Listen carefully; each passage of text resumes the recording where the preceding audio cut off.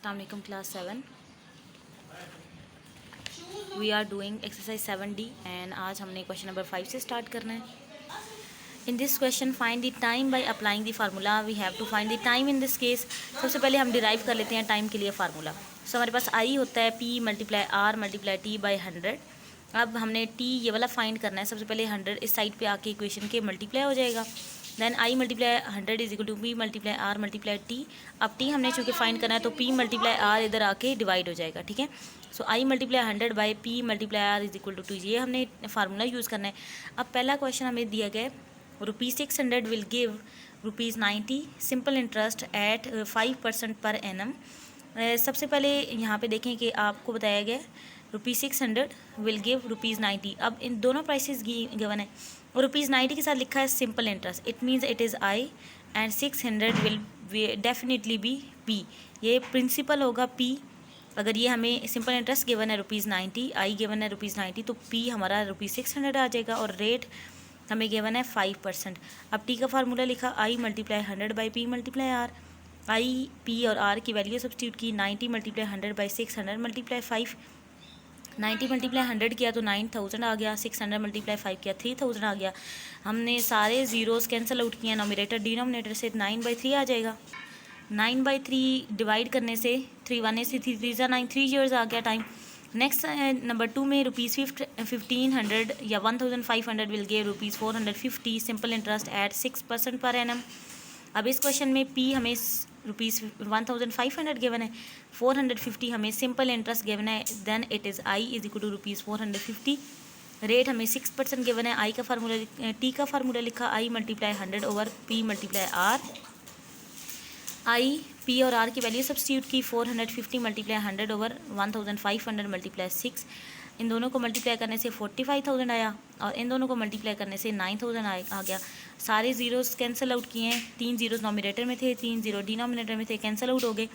45 divide 9 क्या 5 years आ गया, ठीक है। नाउ क्वेश्चन नंबर 6 है find the interest on ₹660 at 1/2% per annum for 3 years and 4 months.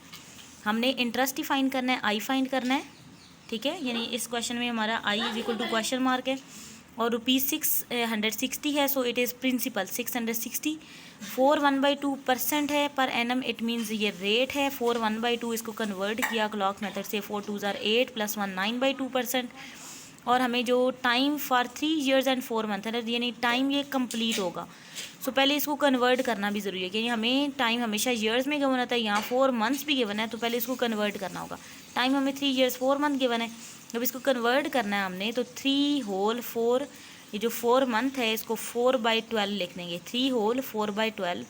तो अब क्रॉस कटिंग हो रही है, 4 1 इज़ 4 4 3 ज़ार 12, तो 3 1/3 ईयर्स। अब यहाँ पे क्लॉक मेथड लगाया, 3 3 ज़ार 9 + 1 10/3 ईयर्स। अब हमने चूँकि आई फाइंड करना है तो आई का फार्मूला होता है P multiply R multiply T by 100। अब पी की वैल्यू हमने 660 पुट की, आर की 9/2 और टी की 10/3। ओवरऑल डिनोमिनेटर में 100 है। अब ये नोमिनेटर जो आर और टी थे इनके भी फ्रैक्शंस हैं 2 और 3, सो ये 100 के साथ आके नीचे मल्टीप्लाई हो जाएंगी इस तरह कि 660 ये ऊपर नोमिनेटर सारे ये आ जाएंगे। 660 मल्टीप्लाई 9 मल्टीप्लाई 10 और डिनोमिनेटर में 100 ऑलरेडी था, मल्टीप्लाई 2 मल्टीप्लाई 3 इसके साथ आ जाएगा। अब देखें क्रॉस कटिंग किधर किधर हो जाती है। 2 1 इज़ 2, 2 5 ज़ार 10 और 5 और 100 फिर आपस में कटिंग करते हैं। 5 1 इज़ 5, 5 20 टाइम 100। इस तरह 3 1 इज़ और 3 3 ज़ार 9। सो नोमिनेटर में अब 660 मल्टीप्लाई 3 रह गया और डिनोमिनेटर में जस्ट 20 रह गए। सो इनको मल्टीप्लाई करने से 1980 डिवाइड 20 किया तो ₹99 हमारा आई आ गया। नाउ क्वेश्चन नंबर 7 है find the interest be paid on ₹600 for 3 years 6 months and 20 days at 6% per annum. ये क्वेश्चन 6 की तरह का ही क्वेश्चन है। हमें प्रिंसिपल गिवन है, time 3 years 6 month 20 days given है और रेट हमें 6% गिवन है। यहाँ पे अब बेसिकली ये वाली चीज़ जो 3 ईयर्स 6 मंथ और 20 डेज हैं इनको कन्वर्ट करने का मेथड समझना बहुत ज़रूरी है। सो ये ध्यान से आगे लेक्चर देखें। नो प्रिंसिपल हमें ₹600 गिवन है इस क्वेश्चन में, हमें जो रेट गिवन है वो 6% गिवन है और जो हमें टाइम है वो 3 ईयर्स 6 मंथ और 20 डेज़ गिवन है। यानी अब इनको कन्वर्ट करना पहले ज़रूरी है।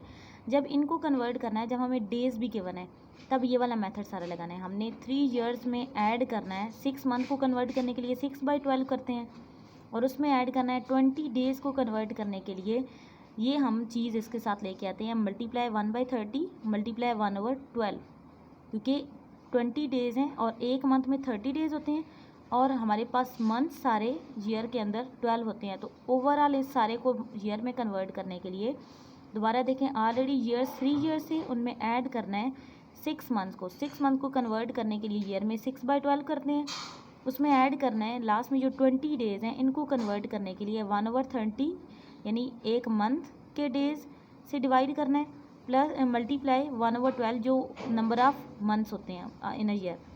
अब क्रॉस कटिंग देखिए, 6 1 6 6 2 12, यहाँ पे 10 2 20 10 3 30 और 2 और 6 12 आपस में कटिंग करते हैं, 2 1 is 2 2 6 12।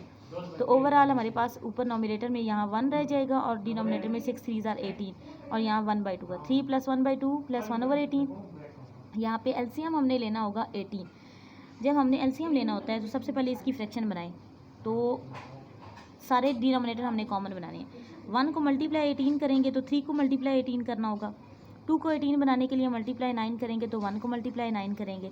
सो अब डिनोमिनेटर हमारे 18 हो गए ना सबके, यहाँ भी 18 यहाँ भी 18 यहाँ भी 18, तो ओवरऑल इसको कॉमन 1 टाइम लिखा जाएगा। ऊपर आ गया 3 मल्टीप्लाई 18, 1 मल्टीप्लाई 9 और 1 यहाँ पे ऑलरेडी था, ठीक है, यानी यहाँ पे 18 को 18 बनाने के लिए जस्ट 1 से ही मल्टीप्लाई करना पड़ा था। सो अब 18 3 54 + 9 + 1 इनको ऐड करने से 64/18 आया। अब इनको लोवेस्ट फॉर्म में करने के लिए डिवाइड 2 किया, 2 और 64/2 करने से 32 आया, 2 9 18 9 आ गया, ये हमारे पास टाइम आ गया। नो हमारे पास आई का फार्मूला है P × R/100 × T। अब हमने P की वैल्यू 600 पुट की, R का हमारा 6 था बाई 100 मल्टीप्लाई T की हमें अभी फाइंड हमने किया 32/9।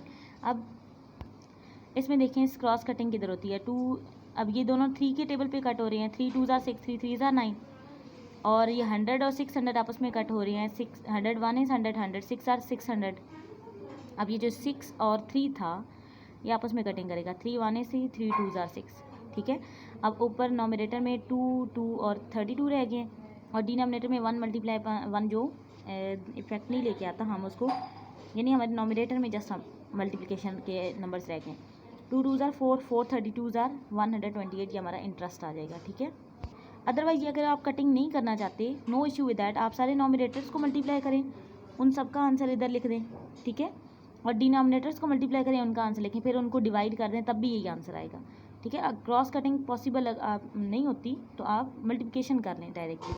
Now question number is what interest to be paid on rupees 850 borrowed for 6 months at 5 1/2% per annum। इसमें भी इंटरेस्ट फाइंड करना है आई, ठीक है, आई इस क्वेश्चन मार्क, और 850 हमारी प्रिंसिपल अमाउंट है, borrowed for 6 months, so time हमारा 6 मंथ्स है और रेट हमारा 5 1/2% है।